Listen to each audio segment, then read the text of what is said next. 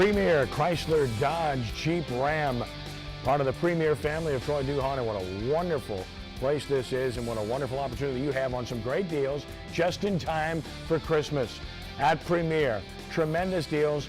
Chrysler, Dodge, Jeep, Ram, take your pick. You've got it all here at Premier. You need to come by 13,000 I-10 Service Road in New Orleans East. And a pleasant good evening to you.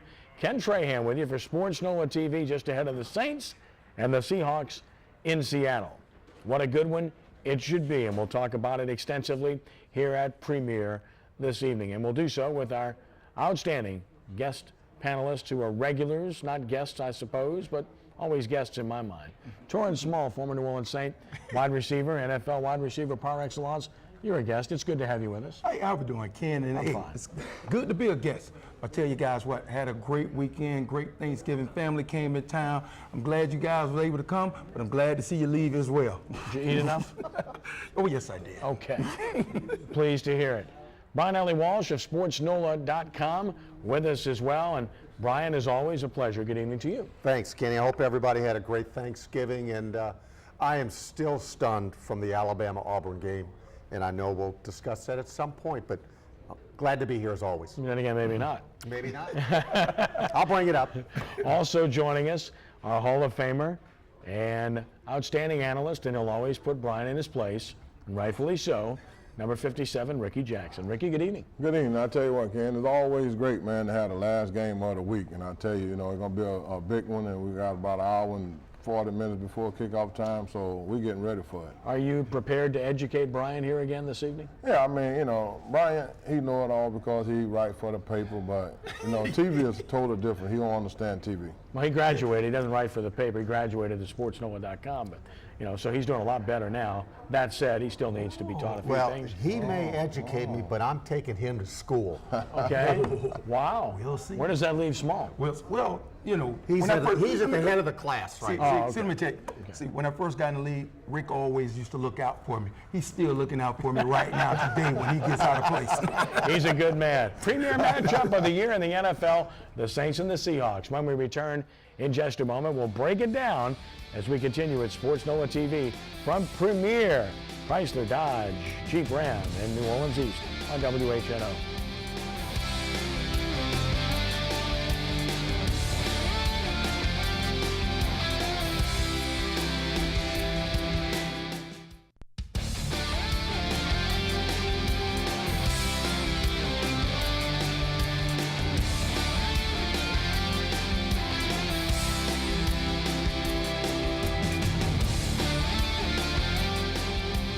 Pretty impressive streaks by two very impressive teams that have been good for a few years now, and the Saints and the Seahawks. It kind of defines what to look for tonight in this matchup between these two outstanding programs. Ken Trahan, sportsNOLAtv from Premier here in the East. Come on out and join us. 13,000 is the address on the I-10 Service Road, right off of Bullard, part of the Premier family, where there are Premier dealerships out here waiting for you to try them. And you will like what you see. The deals will be great. Saints fans are hoping they get a great deal tonight in watching their football team perform well on the road, 9-2. Seahawks 10-1. You see what's at stake. And the winner will obviously become the driver's seat team for the overall #1 seed in the NFC. The Saints leading the regular season series 6-5. But of course, the Seahawks won that, 41-35 playoff game 2011 season, which ended the Saints' reign as Super Bowl champions. So with that in mind, obviously, this has a lot on the line. This will have a huge audience. This will have cold weather. This will have loud fans trying to set a record for noise. Brian, bottom line is this is what you play for. These are the kind of games and the kind of settings that you look forward to watching as a fan. Absolutely, Kenny. And you know what? We have targeted this as a group here for the last, 5-6 weeks, it seems like. We have earmarked this game as one that's going to define probably where the Saints and the Seahawks are going to be seated for the playoffs. So there's a lot riding on the line here in Week 13 of the NFL season. All right, Torrance, as we take a look at this game, I guess more than anything else, it's two teams that have personalities. One is clearly defined as a bully, as a physical football team, the Seattle Seahawks. The other is more of a finesse team, at least based upon the Okay. perception of people. A dome team Yes. and likes to throw the football. Do the Saints have something to prove here tonight? I don't think we have anything to prove. We are who we are. If they want to call us a finesse team because we throw the ball, but our defense says different. I think they said something totally different. And I think this game here is going to be one up front. I know we talk about Drew Brees and you want to talk about Marshawn Lynch and him and his running and all, but that's not going to be the key. I think the key is going to be up front. Offensive line against their defensive line. Our defensive line against their offensive line. Up front is going to determine this game. Can the Saints prove, Ricky, that they can win on the road against a really good football team a long way from home in difficult conditions? I mean, I think we got the best football team, and I think championship win, defense win championship. And just like Terrence saying, I think if the Saints go out there and play the way they're capable of playing, I don't think it'll be a great matchup. I think the Saints are a lot better than them if they play the way they're capable of playing. All right, let's take a look at the matchup. First and foremost, when the Saints have the football on offense, this is the matchup that you'll be looking at tonight from the standpoint of numbers, the rushing yardage, edge. Of course, you look at Seattle, they're doing a pretty good job there. The overall rank, the passing yardage, you know about the Saints, but look at the Seahawks pass defense overall. And total yardage, again, it's the unstoppable force against the immovable object, right? And then the scoring numbers, same way. Brian, it really stacks up as an intriguing matchup. A great offense against a great defense. Absolutely, and you know what? I'm going to go back to, I know I harp on this all the time. The Saints are going to have to run the football at critical times. And again, you don't need a 1,000-yard rusher. You don't need 150 yards rushing a game, guys. But I think that they're going to have to be able to move the chains at critical times and take pressure off Drew Brees. Well, I think we're going to do what we do, and that's throw the ball. We might throw it short, might not run as much, but I think we will put some runs in there because we do have a lot of plays off the play action pass. We do a lot of play action, and I think we're going to keep them honest with the run, but we're going to do what we do. We throw the ball, and a lot of that is a lot of short passes, which can equivalent to a run as well. So I don't think it's so much we have to get out there and just run, come out of character. We're going to stay in character. We're going to do what we're going to do and make them play our game. Ricky, when the Saints had their two most impressive road wins this year at Chicago and at Atlanta, the formula was similar. They ran the ball, had balance, they had time of possession, they won, and they didn't turn the football over. That's how you win on the road in the NFL. And not only that, the Saints is a great screen team. I mean, and a lot of people got to realize that a lot of time, I mean, when you hit them with the right screens and stuff, they really throw the defense off. So the Saints know, one thing about Coach, he's a great planner, game planner. He already know what Seattle going to be in. He know what their defense is going to be, and he's going to call the right plays to hit them. All right, let's take a look at the other side of the ball and the matchup that exists there. The Seahawks, of course, as you see them line up on offense against the Saints defense, and you look at the numbers where that's concerned. Middle of the pack for the Seahawks running the football, and from the standpoint of, or rather top of the pack running the football, middle of the pack passing the ball. You see the Saints with their fine pass defense overall and the total yardage, and then the rank between the two teams. Again, I think the matchup that most people are looking for is that Saints offense against the Seattle defense, but this game could be decided with this portion of the matchup, Brian, because again, this Saints defense is vastly improved than even the defense we saw in Seattle in 2011. See, I think I agree, Kenny, and this I think is where the difference will going to be if the Saints end up winning, is that Percy Harvin looks like he's going to be a no-show for this game, and that's a big loss for Seattle. I'm not particularly impressed with their big play people. Marshawn Lynch is a beast, but their outside threat, they've got Miller and Tate and Baldwin, but I think the Saints can handle that, and I think Rob Ryan's going to do a great job of dialing up great pressure packages. Yeah, that not only pressure packages, I think we're going to have to dial up, run stopping packages. Passing, I don't think they're going to do a whole lot against us against the pass. As you can see, we ranked in the top 5 against the pass. Now run, we know they're going to try to run Marshawn Lynch a lot, but hey, that's where we step up. That's where the D-line is going to have to step up and stop him. And you know what? I played for Coach Pete Carroll, and I know what kind of defensive coach he is. He got a lot of my guys over there. Ken Norton and all those guys played with me at the 49ers. So he's a great defensive coach. But I like, when it comes to offense, I'm mind the guys, I think Coach Payton one of the best. So that's going to be the key matchup. You played for Coach Carl Smith, too. He's on Pete's staff. You know? And you know So did what- you. Hey, As a quarterback coach, Jones. He's not calling. He's not calling the play. But you know what? I agree totally with you guys. If they stop Marshawn Lynch, that's going to be huge in dictating. I want Russell Wilson to have to beat me, okay? And then I like the Saints' chances. But you know, something that you said earlier, Ken, you said the turnovers. That's going to be the key. If we get the turnovers, we have to turn them into points, and we cannot give up turnovers because that's something they thrive off over there with the loud noise and all turnovers and penalties. If we can minimize that, I think we have a great shot. Saints outside guys need to play contain against Russell Wilson. He's at his best when he's getting out of the pocket. Keep him in the pocket. We'll take a time out here. We'll take a look at the Saints' upcoming schedule, the Carolina game as well. Big games back to back as we continue with sportsNOLAtv.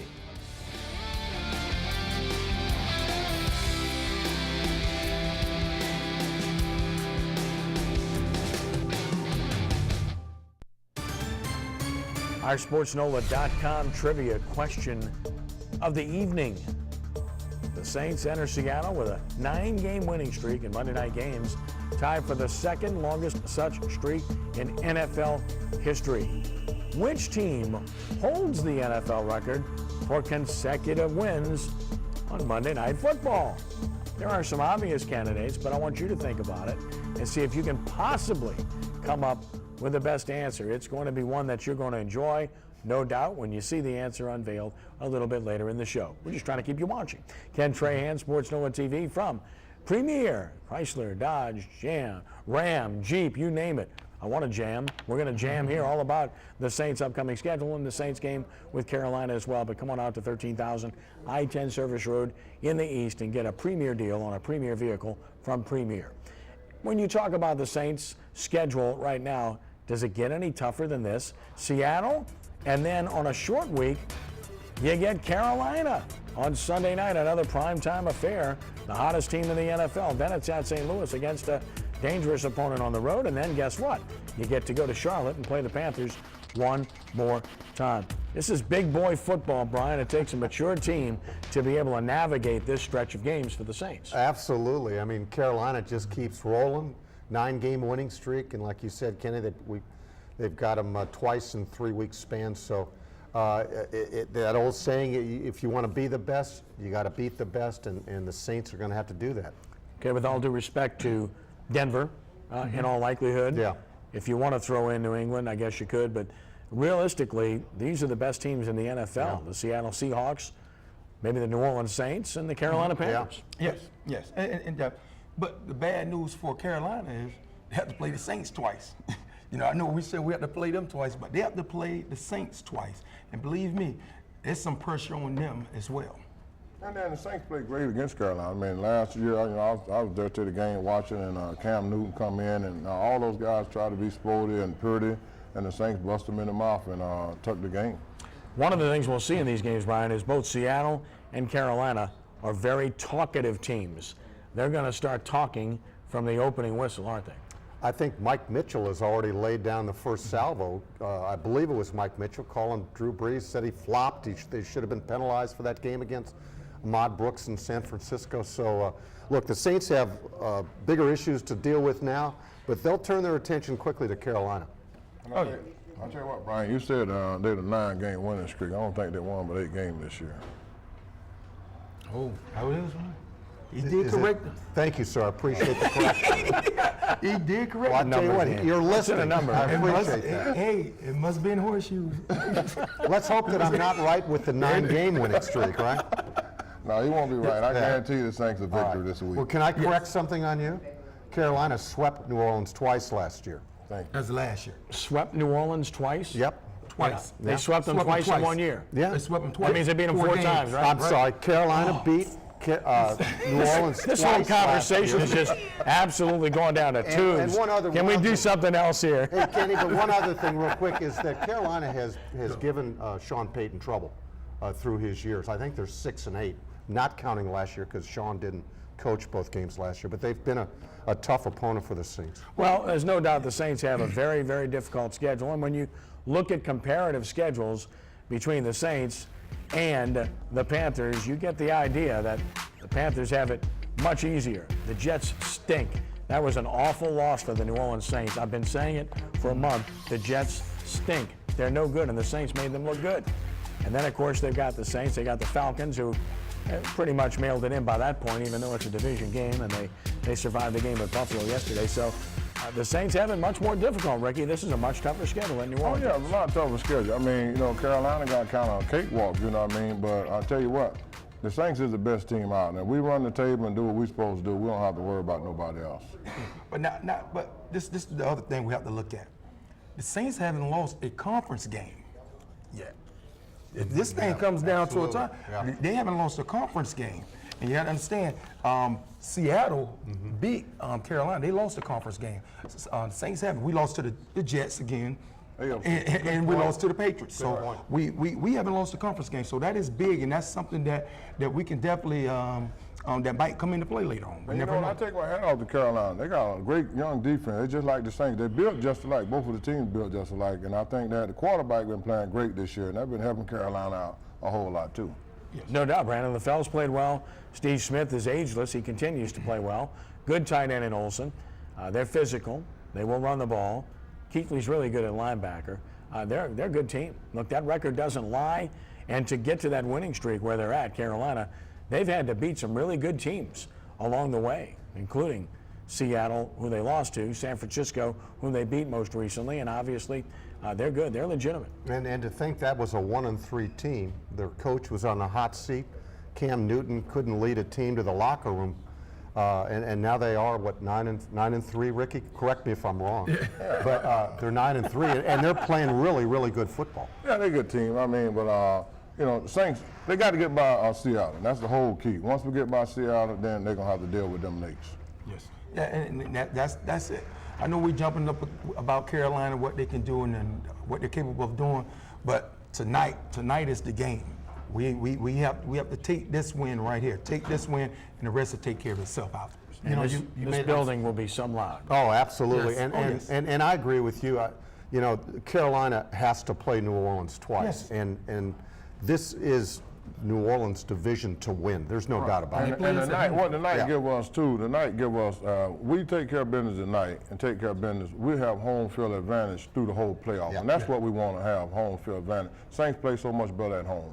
Yes. We'll take a time out here. When we return in just a moment, we'll take a trip around the NFL as sportsNOLAtv continues from Premier on the I-10 service road at 13,000 I-10 service road in New Orleans East. Back in just a moment.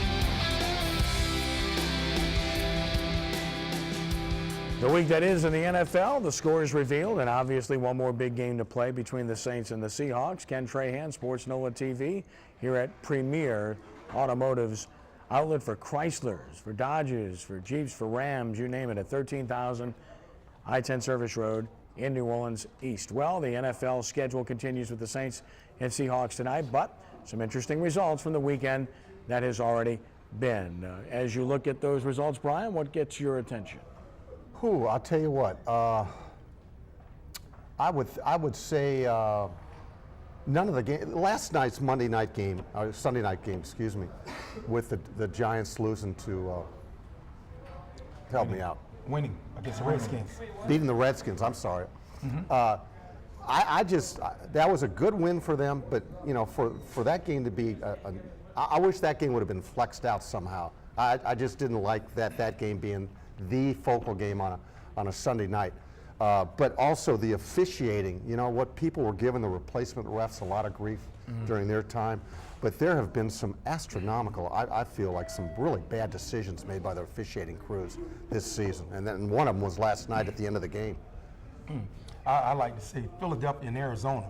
Hey, Arizona's a pretty good team. And Philadelphia haven't been winning many games at home and won this game at home. And I tell you, the quarterback down there, he's doing a great job. 19 touchdowns and no interception. Doing a great job. Michael Vick, I think you about to get your chalkboard or your clip and get ready to hold a pen and paper, man, because this guy's doing a hell of a job. That's Nick Foles, who's really done an outstanding job. Ricky, what got your attention? I'll tell you what, just looking at the Dolphins and Pittsburgh, all those teams who's holding on around that 5-7 mark, and that's the whole key. It's going to take, these teams got to get hot and run the table to try to make the playoff. And just looking at that whole East Division over there, it just, Pittsburgh and Cincinnati, all those guys, you don't know who's going to come out of there because all of them bungling together, Well, I'm going to point to the victory by the Denver Broncos over the Kansas City Chiefs at Arrowhead Stadium. Tough road victory, tough venue, and everybody wanted to bury Peyton Manning a week ago and say he's not any good and Tom Brady's much better and all that stuff. And all he did was come back and have a monster game against Kansas City with pinpoint passes and a big game for Eric Decker as well. Denver's a good football team, and they just went through a very difficult stretch of games, and they come off of that very, very tough road loss at New England and have to back it up by going to Kansas City and play another really good team and win to complete a sweep on the season. I thought was very significant, Brian. I agree with you. We forget about the games on Thanksgiving Day. I thought Baltimore and Pittsburgh was a really good game, and then New England beating Texas yesterday afternoon. Those were good games. I would like for you to apologize to Peyton Manning for last week. For calling him old? Yeah, you know what? You He struck the fountain of youth yesterday. He played very well. Yes, he did. I agree. Stop judging people on one game. Come on, look at the body of work. Boy, I'll tell you what. We all know so quick to that judge. Peyton Manning been one of the best quarterbacks since he's been in the NFL. And for him to have one quarter, a couple bad throws, Brian throw him to the curve. I think Peyton Manning is an outstanding person and a quarterback. And you know what? There are times when you're going to suffer through games.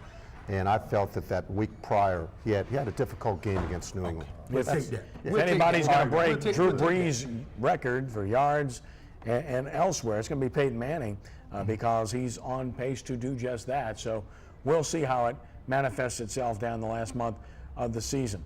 Let's take a look at the NFC South after what transpired over the weekend, and of course going into tonight's action as well. And you, of course, have the Saints now by a half game over the Panthers, pending what happens tonight. Tampa Bay back to the way they used to be, losing. And Atlanta getting a win in overtime against Buffalo. Tampa Bay gets Buffalo this week. Of course, Carolina and New Orleans will get together, and Atlanta will be at Green Bay. Again, this is really just kind of an afterthought posting this because we've been saying for weeks it's a two-team race. There's only two teams that matter. The other guys are playing spoilers. Of those two bottom teams, Brian, is there anyone that worries you about being a bigger spoiler than the other, in Atlanta or Tampa Bay? I think Tampa Bay is playing good enough football that they could play that role of spoiler, particularly in the last game of the regular season in New Orleans. But They got to come to the Dome. yeah, absolutely. But they've beaten them there before, okay? And if it's not a meaningful game, which I think it will be, I like the Saints' chances. Real quick on Cam Newton. I know there are better quarterbacks playing in this league right now. And I know that he's probably not mentioned in the MVP conversation. I think he is now. But you know what? Nobody has meant more to his team than Cam Newton this year. Yes, I agree with you. He has been playing great ball, tremendous ball, and he's getting everybody. He's been more of a leader. He's mature. He's a leader now, and those guys are jumping on his back and riding it with him right now. And I'll tell you what about him, too. I like the way he stayed healthy, you know what I mean? And that's the difference. You see RG3, looking at him last night. He still just don't look like he did when he first came out. You can tell the knee haven't got well, so, that's the whole difference in the two guys. Yeah. We'll know about Robert Griffin next year. That's when we'll know what he's all about, if he's truly got greatness about him or if he's just another guy as a starter. He was really good as a rookie, not so good this year, and his team hasn't been either. And obviously he has issues with his coach, apparently, and we're seeing the result. But it's tough in this league. Luck's not been as good recently without Reggie Wayne. And Russell Wilson has played well, but he doesn't have a stellar receiving core. So, and Colin Kaepernick has had some good moments, but he's not been as electrifying as many people thought he would be. It's hard to play quarterback in this league, Ricky. coaches adjust, defenses adjust, and defenses are fast. Yeah, and that's what happened, man. Once they see what you're doing, man, and once one coach figure out what you're doing, and everybody get that resume, he did it and stopped you, it's hard for you to get back on track. And that's what a lot of these teams find. And you can see Cam Newton, he kind of went through a down year last year a little bit, but you know, he kind of getting back on track. So sometimes it takes you that third year to get back right. Yes, and you know, we get so much information. The NFL give out so much information and tendencies on guys. We know everything about you. So once a guy play a couple games and these teams get tendencies on them, they're not as good as we thought. You see a lot of backup quarterbacks come in and they play 1 or 2 games very well, but then that third game, once they get the information on, it's a totally different player out there. You know, we're talking about the Saints looking ahead to Carolina next week. Seattle has San Francisco next week. Right. And don't go to sleep on the Niners with Michael Crabtree back. No, you're talking about 2 teams with brutal schedules in the next 2 weeks, in the Saints and the Seahawks. We'll take a time out here. When we return, who belongs in the national championship game? That will be our hot seat segment as Sports NOLA TV continues from Premier in New Orleans East on WHNO.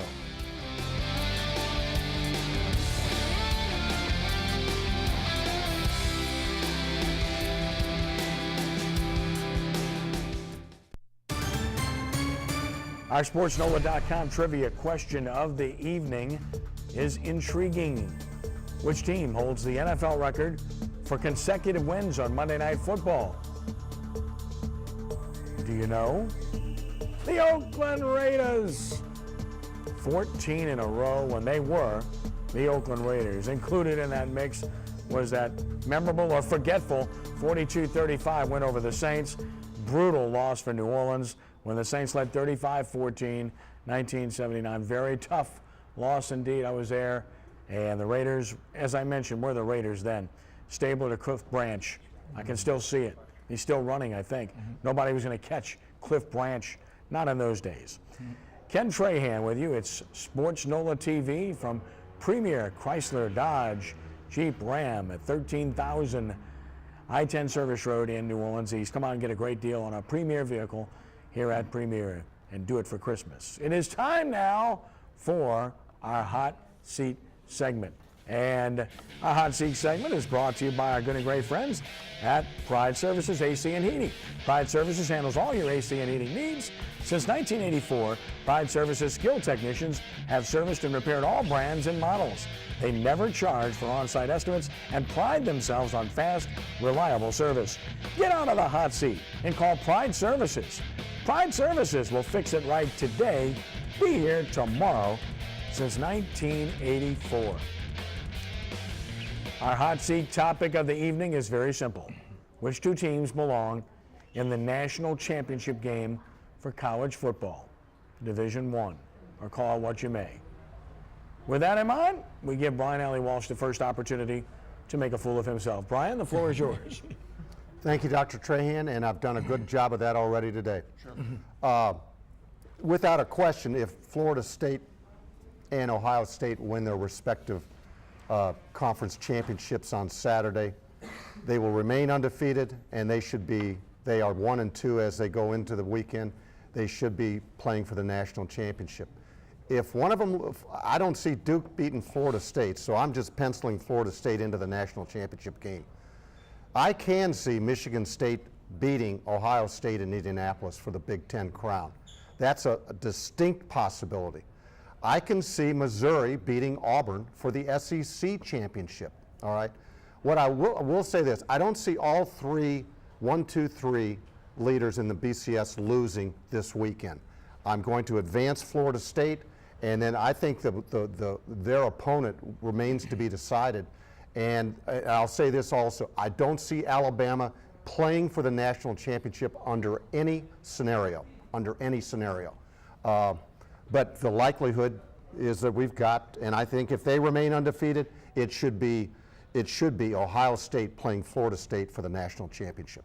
So that's who you're going with? Yes. Well, we just asked you to give 2 names. You went around Well, you everything. have to We just explain. But you explaining stuff that we want to hear. First, tell us, Florida State, like me, this is what I'm going to say. All right. Florida State and Auburn are going to be in it. That's the way I see it. Those are two teams going to play in it. I think Michigan State is going to take down Ohio State. I think they snuck out of Michigan with a win. They tried to go for two and try to take the win. Can't blame them for that. I understand that. But Florida State, I think they're going to beat Duke. They will be there. And I think Auburn is going to beat Mizzou. It's some, I don't know what it is. Call it luck, call it divine. I don't know what it is. But this is Auburn year. And I think they're going to beat Mizzou, and I think they're going to be there. I think those are two teams that deserve to be there, and I think those two teams will be there at the end when it's all said and done. Well, I think that I like Florida State, first of all, but they got a tough opponent, Duke. You can't look over Duke. But I kind of think Missouri going to get Auburn, and Michigan State going to get Ohio State. So I think Alabama going to flow right back up in that. Always, all year long, been Alabama and Florida State. And those are two teams I think going to come out. The reason I don't think Alabama's going to, only because they say that from the computer and from the human evaluation that Alabama would not be enough, even if all three, Ohio State, Florida State, and Auburn, even if they all lose, okay, that Alabama would still not jump up into that national championship game. They'd all have, I know. If all of them lose, Alabama gonna move to number one. They're number 4 right now. I'm telling you, no, you got all these number one, the 5. You'd have Missouri would be 12-1. Okay, I'd say pencil them in, all right, because they're beating Auburn. I'm saying they will never jump Alabama down. All those teams over Alabama. No, Alabama been number 1 all year. I know but you can't just judge it purely on what you think. You've got to go by computers. It weighs heavily in this evaluation, as does the human vote. Okay, but it is a chance that Alabama can get back in looking at that schedule, because if Florida State loses to Duke, we know they're going to drop. Right. Okay. Ohio State lose to Michigan State, we know they're going to drop. But okay, now here's what you got to. But if Auburn loses, that did too. So if Mizzou and Alabama can be playing for the national championship. They're not going to jump 2 teams over Alabama. Think about it. Who's going to jump there? I'm not going to argue with your logic, but I think ultimately that when the evaluation comes out, the computer rankings come out. But if that was to happen, it can be that scenario. Alabama against Mizzou. Now it's going to go my way. Well, let me just say this. Let me say that. It won't be Alabama, Mizzou. It won't be Alabama, Mizzou. They're up there. They're top 4 up there. I'm just saying. You're not going to match up 2 SEC teams again. We've already seen that act before. No. The country's not interested in seeing it. The ratings won't be there, so forget about that. The matchup is simple. You guys have missed it completely. It's Pitt and Alcorn, okay? It's that simple. I mean, that is a very easy decision to make. The way Pitt played this week, it won't be Pitt. We went 9-3 this year. One blemish on that mark, Mississippi State beat us 55-7. That was it. Who knows what's going to happen this week? The only one I feel strongly about is that Florida State will beat Duke, and they will be in the championship game. They haven't played a competitive game this year, but they really haven't played a very tough schedule either, which concerns me when they face somebody really good. Alabama would have beaten Florida State. I feel certain of that personally. Alabama blew the game with Auburn. They were the better team, and they simply didn't make kicks. And Nick Saban took the ball out of A.J. McCarron's hands, and I have no idea why. 99-yard touchdown pass, supposedly the best leader in the country, and you won't let him throw the ball, not even at the end of the game before that fateful field goal attempt. I didn't really understand that. Saban's a great coach. He was not a great coach in this game at all. We're not going to see Alabama, Florida State, I don't believe, although Ricky's right. If 2 teams lose, I do think Alabama would move back into the picture. I think Florida State's there, and personally, I don't want to see Ohio State there. I don't think they belong there. They haven't beaten anybody. They haven't played anybody. They were very fortunate to beat Michigan. Probably shouldn't have. But that said, if both of those teams emerge victorious, the 2 unbeatens will play for the national championship. Stay tuned.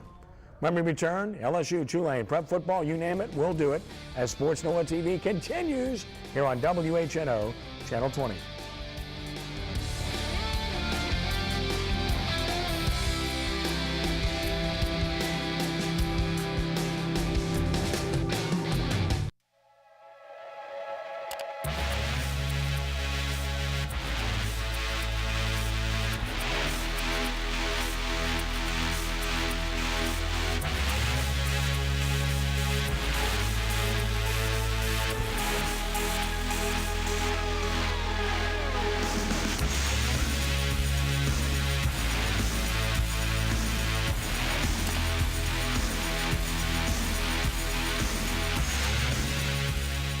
24/7 indeed. Follow sportsNOLA.com all the time and enjoy yourself and figure it all out. Look, we had just an enormous weekend for prep football with nearly 20,000 views on our scoreboard pages over the weekend, as well as over 5,000 people tuning in to watch Rummel and St. Augustine live on our website as well. So you need to be in that number too at sportsNOLA.com. There were quite a few people in that number in Tiger Stadium. There were a few empty seats, but still a huge crowd for a huge game for the boot, LSU and Arkansas. And I guess everybody thought it'd be easy at the start. Arkansas winless in the SEC. Terrence McGee just rambles into the end zone for an easy score. But Brian, this would be anything but easy. The LSU defense looked confused, looked like the LSU defense prior to the Texas A&M game. You know, you had the feeling that they looked like they were ready to play, and then all of a sudden they hit that drop off again. You know, they were a heavy favorite at Tiger Stadium in Arkansas. They let Arkansas hang. Well, one thing that's obvious, Torrance, is this is a bigger rivalry for Arkansas than it is for LSU. That's obvious. Yes, this game used to mean something at the end. It's always for LSU and Arkansas, but it just kind of lost its steam. Arkansas is not the school that we thought they were going to be, and LSU is just a little bit above them right now. Well, my point, Ricky, is that LSU has bigger rivals. You know, Alabama's a bigger rival for LSU, obviously. Certainly, you'd probably say the same about Ole Miss. Arkansas, I'm not too sure LSU isn't their biggest rival. Yeah, I think it's the bigger rival, but I tell you what, man, those young guys made some great catches for LSU. And I mean, the catch it's one of the best catches you're gonna see of the year. And the rookie quarterback, man, to come in and win the ball game like that, he's gonna remember that forever. Well, Jarvis Landry's a man. He's such a good player. And with Beckham being out of the game and now Mettenberger getting hurt here, and we don't know the diagnosis yet. I know a lot of people are asking that today. We'll find out. Anthony Jennings had to come in the game, young freshman, and Trevin Durrell got behind the defender. Two guys jumped Jarvis Landry, who was having a big game. Durrell got deep, and Jennings made the throw, and LSU pulled it out 31-27. Jeremy Hill, a big game rushing, and of course, Terrence McGee ran the ball extremely well. Also, bottom line is they won the game and really avoided embarrassment and cost themselves a major bowl bid in the process, because they would have dropped significantly, Brian, had they lost that particular game in terms of which bowl they would have gone to. Absolutely, and I think you guys make a great point about the rivalry. You know, when you end your season, you look at Alabama-Auburn, for example. What a great rivalry. I would love to see a rival game end LSU's season somehow, because it's tough to get up when you're playing for a kind of a mid-major bowl in a sense. You know, you've got to be ready to play, and Arkansas was ready to play. They don't win a game in the SEC this year. That's crazy. Yeah, that's crazy. Well, I mean, that's obviously why it would have bad. been an embarrassment. You couldn't afford to lose that football game. And you set the table. You mentioned Alabama-Auburn. We segue right into it because it was the game of the year in college football, and it sure did pan out. Boy, shades of LSU beating Bama and Tuscaloosa a couple of years ago when Alabama missed 3 field goals. The Crimson Tide could not make a field goal in this game. They really were the better side and control the game, and of course this is the end of the game. And what about that decision, Brian, in your mind? Well, I'll tell you what, one of the announcers, I'm not sure if it was Gary Danielson, but one of them said that all Alabama had on the field at the time in that kick unit was fat guys. And I'll tell you what, Chris Davis outran all those fat guys, if you will, right into history. That was an incredible ending. If you had said, Kenny, give me 10 scenarios how this game is going to end, obviously this wouldn't even have been 25. It was just incredible. Well, when they put that second back on the clock, Torrance, my immediate reaction, I turned to Rick Gailey. We're getting ready to do the Rummel St. Aug game. I said, they're going to block this thing and return it for a touchdown. Well, they didn't block it, but they returned it for a touchdown. It still happens. You would think with all the great recruiting that he does, he would have a great kicker in there somewhere. He just doesn't. He didn't have it, and obviously cost him the game.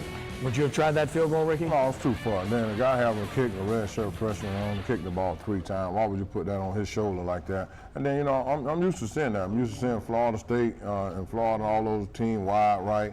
And he kicked the wide right, and that was perfect for Auburn. They had a chance to just run it right down the sideline. You know, Probably. Go ahead. I'm sorry. No, Kenny, you know, you don't see Nick Saban make some bad coaching decisions down the stretch, but he made several that are certainly debatable. Oh, no question he did not coach a good game. Yeah. LSU to the Cotton Bowl in all likelihood. The Outback Bowl still remains a possibility, though likely it's going to be the Cotton Bowl in Cowboy Stadium. As for Tulane, they're going to go bowling as well, and there's a press briefing, a press conference of sorts tomorrow morning to announce where they're going to go. But it's pretty obvious at this point that it's going to be the Arnell Carriers New Orleans Bowl after Tulane fell at Houston to Rice 17-13. No first downs in the first half. 123 total yards, just no offense to speak of. And they've got some woes on offense, Torrance, but they're going to have to start over at quarterback. They just aren't good enough there. And they've got a young player in Tanner Lee that's awfully talented, who they purposely redshirted this year. It's my opinion they just need to give him the ball in the offseason, get him ready to play next year. Yes, if you remember last year, I was talking about the young man when I went and saw one of his games. I think it was Jesuit playing Rumble. I saw him play, and I really like this kid, and I think he's ready to step in. I think he's going to do a great job for him next year. And Ricky, it's the Arnell Carriers New Orleans Bowl. It appears against Louisiana Lafayette. That's an intriguing matchup. Louisiana Lafayette, a great team. That'd be a great matchup. I mean, fans from up there come down. I think that'd be one of the biggest games they ever had in this bowl. But man, I tell you what, if Tulane can go over to St. Aug and get that running back, that'll make a big difference, Coach. It's not going to happen, man. It's a moot point. I don't know why you bring that I up. think Alabama's got a better chance of playing for the national championship. I tell you That would be a great But Kenny, you know what? It's a winning record. It's a good season. Absolutely, and I know we all just we're so happy for Curtis Johnson and what he's done with his staff this year. It's a tremendous win. Let's take a look now at our prep player of the week for the Metro New Orleans area for sportsNOLA.com, for WHNO TV, the New Orleans Quarterback Club, and WGSO Radio. It's running back Ronald Green, the senior from East Jefferson High School, who was just brilliant against Warren Easton in the state quarterfinals in 4A.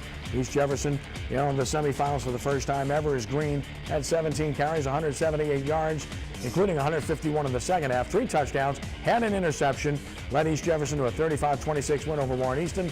It's coached by Nick Salter from Maggio. What a year for Green, and East Jefferson still unbeaten. They play Neville, the #1 seed, Friday night. And we take a look at the playoff matchups. First of all, we have 3 championship game matchup sets. Division I, Rummel against Byrd. Rummel looking for a second straight state championship. John Curtis looking for a 26th state championship against a very talented university team. And Archbishop Hannon, what a story, with Coach Lambert against Calvary Baptist for the Division III title. Semifinals on Friday night, 5A Parkway with Brandon Harris, the LSU commit, against Covington. What a story Covington's been. 4A, I mentioned Neville and EJ. And then, of course, also in 4A, Landry Walker and Endicott in that district rematch. What a battle that is. It will be at Tad Gormley Stadium on Friday night. That's at Tad Gormley Stadium.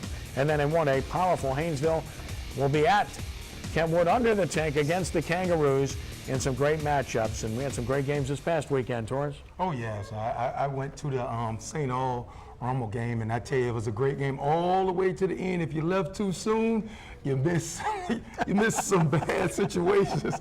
But it turned out great for Rummel, but I enjoyed the game. Great game. 3 turnovers in the last minute of the game. You'll never see that. We'll take a time out here, and we'll be back in just a moment. Torrance, it's been great having you with us, buddy. Have a great day. Enjoy it. All right.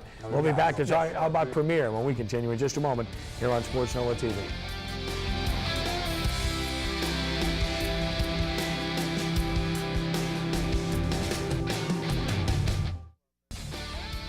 Premier Automotive Group, and we appreciate them very much. And Troy Duhon, our great friend, 13,000 I-10 Service Road in New Orleans East. And go to Premier Chrysler Jeep Dodge.com. It pretty much says it all. The brands are obvious. They're plentiful. They're outstanding. The choices are great. And, of course, the choices are great at TGI Fridays, 3330 Veterans Boulevard in Metairie. You provided us with food here this evening, and we appreciate TGI Fridays for their continual support. Ken Trahan, Sports NOLA TV, joined by John Oliver, the general manager here at Premier Chrysler Dodge Jeep Ram. It's good to have you with us, John. Thank you, sir. Thanks for having me. It's a great time of the year. What a gift for Christmas. Buy somebody a vehicle. Couldn't be a better gift, right? Best time of the year right now to buy a vehicle. End of the year savings, big Christmas savings, big holiday savings. Great time of the year. Yeah, and the brands. You've got 4 brands here. When you've got the labels of some proven commodities over a long period of time, again, it's virtual shopping, unlike many dealerships, which are one brand. You're right. We have Chrysler, Jeep, Dodge, Ram, and all year long the product has been real hot. Sales have never been better. You can shop us online, like Ken said, at Premier Chrysler, Jeep, Dodge, Ram, or you can come out here to the dealership, and we're open 9 till 8, Monday through Saturday. Big sale this holiday season. John, my buddy here, is looking for a car. What kind of car do you think that fits him? I When can you see- see Ricky, What do you car? picture him in? I see a big Ram. tell It's you like what. a 2500 diesel 4x4 Ram. He couldn't stand the Rams, so he I needs a really driver. like these Hemi though, man. I see the Well, if you need a Hemi, you can put your champ in want a me Challenger. Yeah, I like these Hemi. I see a lot of people bragging about the Hemi all the time, and I've been looking at them lately. So We got a that's my couple thing. cars with a Hemi that you'd fit in just fine. All right, well, I'm coming to look at one. Okay. And WHNO is proud to partner with the premier dealerships all around the area for the Feed the Hungry Day, Day Without Hunger, and Troy Duhon and his deep involvement. I know you're appreciative of what Troy does and, absolutely. and It's his good for the commitment to the community. It is. It's huge for the community. We had a great turnout 2 weeks ago for the grand opening of the food bank. And as a matter of fact, for the rest of this month, for the whole month of December, we're giving away $50 on every new vehicle purchase at Premier Chrysler Jeep Dodge to the charity of the choice of our customer. Don, it's always a pleasure. Thanks for having Okay. us. Yes, we sir. appreciate it. I want to thank Ricky and Brian All right, guys. Torrance as well. Now, this is Ken Trahan. Thanks for joining us. Be a good sport, and God bless you one and all. We are rounding third and heading home. So long.